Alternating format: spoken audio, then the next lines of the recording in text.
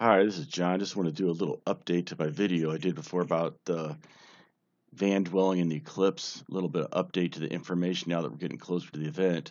I found a really interesting map online, and I'm all about mutt apps and love when I find a good map. So, what I found here is this map that kind of gives you some idea of maybe what the traffic's going to be like on that day, which obviously they don't know because you can see at the top of here. And by the way, I'm going to put um, links to both these pages in the description because I don't think you'll be able to read this after it shows up on the recording. But anyway, so first of all, it starts out by saying population access and estimated visitation on eclipse day. Well, it says 12.25 million people live inside the path of totality, and we estimate between 1.85 million people and 7.4 million will visit the path of totality, which is this area here, this yellow line, on eclipse day. So first of all, it's a big question mark how many people are going to actually go to this thing. I mean, up to a couple of weeks ago, it seemed like some of the people I talked to hadn't even heard of it. So that shows that they're probably going to be really hyping it near the event. You just don't know how many people last minute are going to decide to go see this. But obviously, that's a big difference in numbers, so we don't have any idea. But you can just look here, and what they did is they called this the watershed, or not the watershed, the what they call it, the traffic shed map. Let's see. Okay, I can't find it now, but anyway, but basically, it's if you've ever seen those maps that show like the watershed maps that show like which rivers, which area drains which land in the different tributaries. Well, this is sort of like that, where each one of these, so you have like an area here, and each one of these is kind of like a tributary, and it means that this would be the closest path. Let's say, for instance, in purple, I'll go into this area. Now, it would have been a little better if they would have made it to where it would be for an individual point instead, but but it's kind of a fairly wide area, but you can kind of see what it's going to be like. You can see that some of these areas out here, this this is the closest path for totality of not a very high population. It's not a very big area, and plus these aren't very populated areas. And then you can see these like this is like a pretty high population. Go through Texas and all this. I mean, that's a really high population. But then the really highest population is going to be along here. So this is the I-95 corridor here, basically. So you can see that pretty much if everybody takes what's normally the shortest path or the quickest path, then they would pretty much all just go straight down Highway 95 to South Carolina, and then you have most of these people from Florida that they would all be coming up here too. So that is going to come out to be like a tremendous amount of people coming to the area. So I mean, so what the problem is this could turn out to be like the mother of all traffic jams. Let's say going down here. Like I've got a friend who lives in D.C. who was talking about going to South Carolina for the eclipse, and he was saying, "Oh yeah, won't have any problem finding a motel room." But I said, "Oh, I don't know. You better check into it because I bet you know there's going to be a lot of people going down there." But the other thing to think about is how much traffic is going to be going down this road too. It might be a good idea to actually leave on Saturday or even earlier. I don't know. It's instead of Sunday, because if you just think about it, you got like Boston, New York City, Philadelphia, D.C., Baltimore, Richmond, Virginia. I mean, all these people, if they all that want to see the eclipse are probably going to all be going down 95. Now, how bad can the traffic on 95 be? Well, with all that population, just to give an example, earlier this year, a couple days before the 4th of July, I was up in Maine here. And then, so anyway, but we got there before the actual holiday weekend. Now, I believe that we were leaving I think it was either on that Saturday or maybe it was Friday. But anyway, it was like the time when all the people would be going on their 4th of July vacation. And so we were heading this way.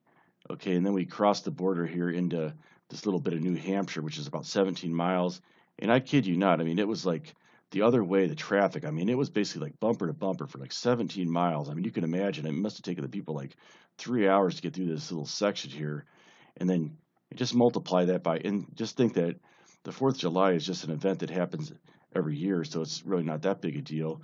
But just think about, I mean, for an event that just happens like, every like the last eclipse, total solar eclipse in America was in 1979. So just think, I mean, that was so long ago. Now it turns out there's going to be a lot more this century, actually, and there's going to be one in 2024. So, but anyway, it's a rare event. Just think about all these people just wanting to see this eclipse, and all these areas that are super crowded, coming down here from Boston, probably spending like $50 every mile for the tolls and stuff. But slight exaggeration, but that was something that really annoyed us on the way, that we were driving a camper and we just got to keep paying all these giant tolls. Like it cost like $80 to go across the George Washington Bridge. But anyway, I digress.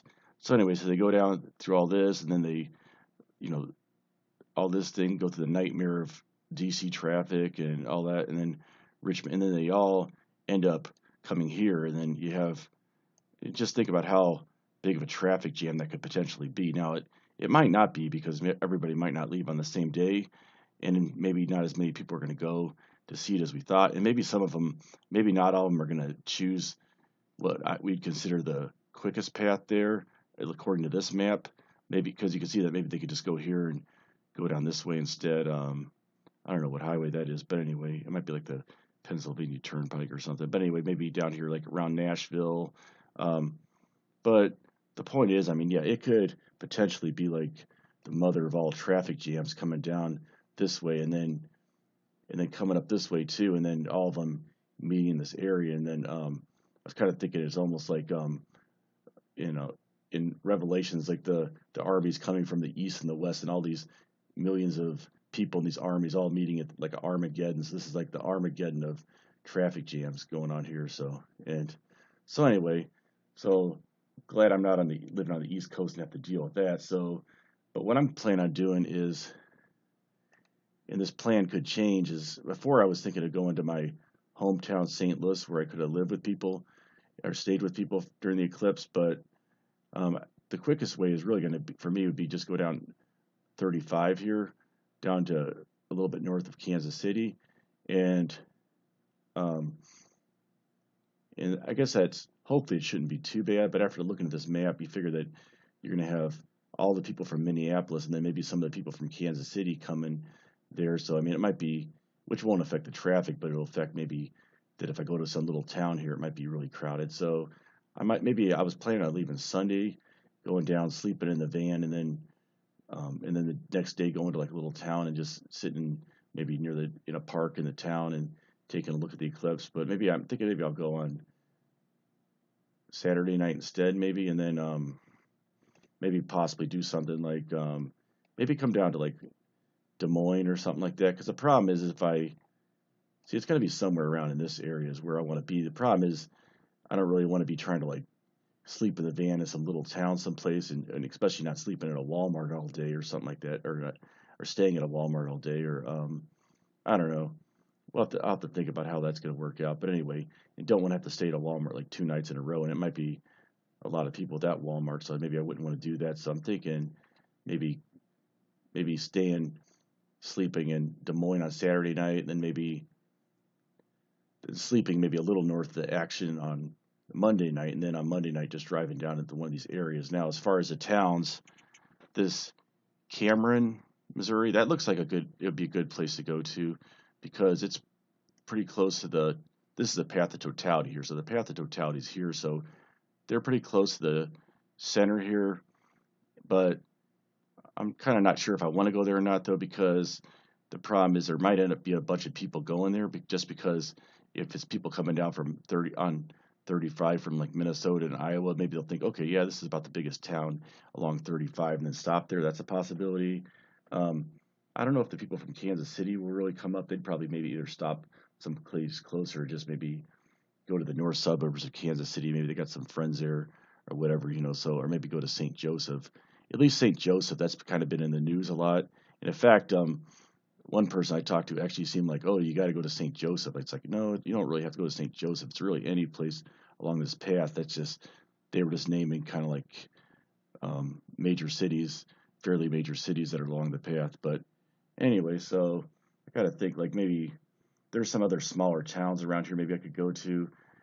Maybe it'd be worth my while just to go off the highway a little bit here to go to one that people aren't as likely to go to, because people are maybe going to go right off the highway. But I looked at this Cameron, Missouri a little bit on Google Street View, and it looked like a nice little town. It seemed like it would be kind of nice to be in kind of like a little park by the Old Town America type downtown and kind of be looking at the eclipse. I thought that'd be cool, but you don't know. I mean, because you kind of picture. I'm kind of famous for picturing these things in my head where it's like, oh yeah, just go to this nice peaceful little thing, or whatever. Then it turns out you go there and there's like 20,000 people there and like these big announcements and tickets and all these signs saying you can't park there. So I mean, I don't know. It's like, um, I thought about maybe calling the Chamber of Commerce that town just to see like what if they've gotten a lot of reports of people that were thinking of coming there or whatever. Maybe I mean not that they probably know, but maybe some people and and now some of these smaller towns around here, the thing is like looks like some of them don't really have like a park you can go to. And now I could try something like pull on some country road someplace, but I don't know. I mean, you never know what's going to happen, especially once people realize what's going on. You out of towners out here parking on my road to go to the eclipse, I'm calling the sheriff or something. It's like, you know, you never know. And then there's not really a lot of like state parks and wildlife areas around here because this is mostly farmland, but you have a feeling that you might go to them and then they all of a sudden think this is a good chance to make some money and start jacking up the prices. Like, my dad was going to go to this one down in Kentucky at this state park, and it was a place that was usually always free. And then all of a sudden they decided like to start trying to charge people like $40 to park to camp there. Some ridiculous thing. It's like, it's like, yeah, for something that's natural that they didn't create, they're going to try to like charge for it. So it's like, you know. But anyway, so those are just my thoughts on the eclipse. All I can say is try to consider and plan things out a little bit and think about if you're actually in a van, probably, and you could travel anywhere in the country, maybe your best bet would probably be just to be somewhere out west along here, just because these are be the areas where there's probably not going to be a lot of people, and plus, usually you if you're living in a van or maybe retired or traveling or whatever you do, I mean, you probably have the time where you can get to these areas and hang out for a little while before it happens. And so, anyway, those are just my thoughts on the eclipse. Thank you.